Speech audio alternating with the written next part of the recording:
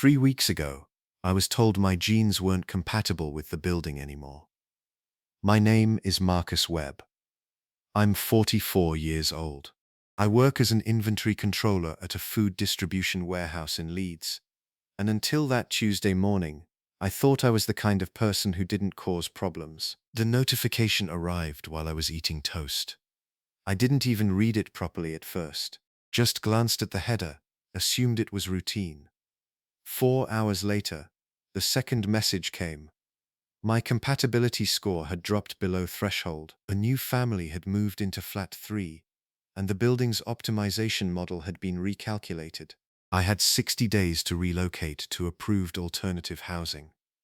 I remember putting my toast down, looking around my kitchen, the crack in the tile by the window that I'd been meaning to report for 2 years, the hook where I hang my keys, the way the morning light hits the counter at exactly this time of day.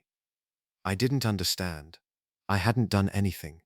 I hadn't changed. I've lived in flat 7, Ainsley House, for 3 years. It's a housing association place in Headingley. Nothing special, but it's mine. Good transport links. A view of the park from my kitchen window. Mrs. Chen in flat 12 who always says hello in the stairwell. The Okonkwo family on the ground floor whose little girl, Esme, waves at me from the car park every morning when I leave for work. Genetic compatibility scoring has been standard for housing since 2031. Everyone knows how it works. You submit your profile when you apply. The algorithm matches you to a building where you'll fit, and every time new residents move in, the whole building gets reassessed. It's supposed to create harmony, reduce conflict. It's been running so long now that most people don't think about it anymore. I'd passed every reassessment since I moved in, 3 in total. The first one, I was nervous. By the third, I didn't even check the result until the following week. I just assumed. That was my mistake. Not the assuming, the not noticing that assuming had become possible. The algorithm had already started measuring something I couldn't see. The appeals office was in a business park off the ring road. Grey carpet, grey chairs, a water cooler that nobody used. The housing officer was a woman named Patricia with reading glasses on a chain around her neck. She pulled up my file on her screen and turned it so I could see. Your markers, she said, tapping a column of numbers, GSOC 7 through GSOC 12. They indicate reduced long-term social integration potential. I stared at the screen. The numbers meant nothing to me. Just letters and digits in a column, deciding where I was allowed to live. What does that mean? It means the model predicts you'll gradually withdraw from community interaction over the next decade. Not dangerously, not antisocially, just quietly. You'll stop saying hello, stop noticing things, stop being present in the shared spaces. I helped Mrs. Chen with her shopping last week. I held the door for her. We talked about her grandson. He's starting university in September. She showed me his photo. Patricia nodded, not unkindly. The algorithm doesn't measure who you are now, Mr. Webb. It measures who you'll become. 10-year projections, based on genetic tendency combined with environmental factors. She scrolled down. Your current behavior is within normal parameters. The concern is trajectory. I asked the question I'd been holding since I walked in. Why me? Why not the new family? She clicked something. A graph appeared, colored bars, percentages, lines that meant someone had decided my future was worth less than 4%. If you relocate, the building's harmony index improves by 12%. If the Hartley family relocated instead, the improvement would only be 4%. She looked at me over her glasses. It's not personal, Mr. Webb. It's optimization. I asked to meet them. The Hartleys. Patricia said it wasn't standard, but she could arrange it. I don't know why I wanted to. Maybe I thought if I saw them, I could be angry. Maybe I thought I needed someone to blame. They were nice.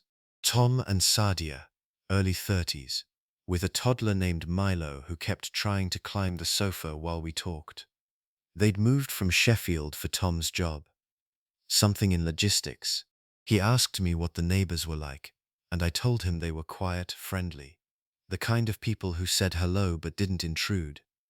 Sadia offered me tea. Milo showed me his toy dinosaur. It was green, with a chipped tail. He told me its name was Graham. Tom asked if the building was quiet at night. I said yes. I said they'd like it here. I didn't tell them about the reassessment. I didn't tell them that someone had to leave so they could stay, that I was the someone, that the algorithm had looked at both of us and decided their future was worth more. I couldn't. What would I have said? That their genes were better, that their son would grow up in a building made slightly worse by my presence. Milo waved goodbye from the window when I left. I waved back. I walked home through the car park. Esme Okonkwo was playing by the bins with a tennis ball, bouncing it against the wall in that rhythmic way children do when they're killing time. She waved. I waved back. 60 days. That night I sat in my kitchen and looked at the crack in the tile. I'd lived here 3 years. I'd planned to live here longer. I'd imagined growing old here, maybe.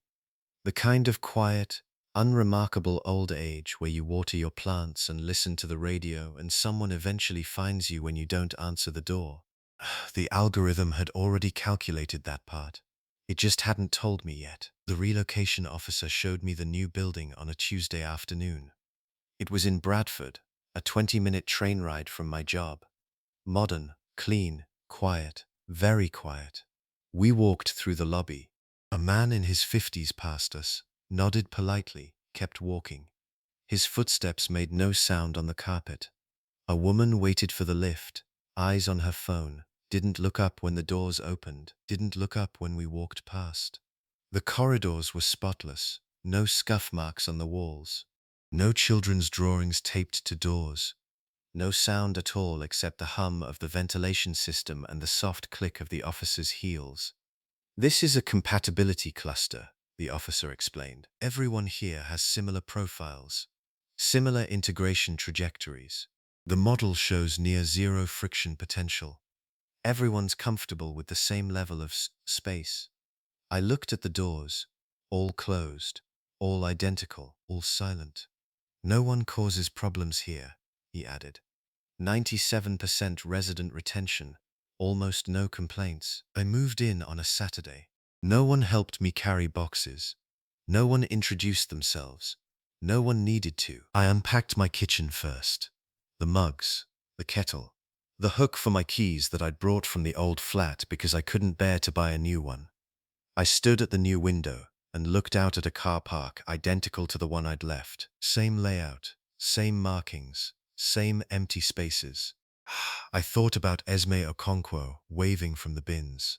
I thought about Mrs. Chen and her grandson, the photo she'd shown me, the pride in her voice when she said he'd got into Leeds. I thought about the Hartleys drinking tea in their new living room, Milo asleep upstairs with Graham the dinosaur, not knowing that the quiet man from flat 7 used to notice when mail accumulated in the lobby, used to check if someone's lights stayed off too long, used to knock, sometimes, just to make sure. The relocation form was still on my counter. I read it again that night, properly this time, the way I should have read the first notification. Under projected community impact, it listed the interactions the model predicted I would stop having by year 5. Greeting neighbors, collecting parcels for people who worked late, reporting maintenance issues on behalf of others, noticing, and then I saw it. A footnote. A clarification of my marker type.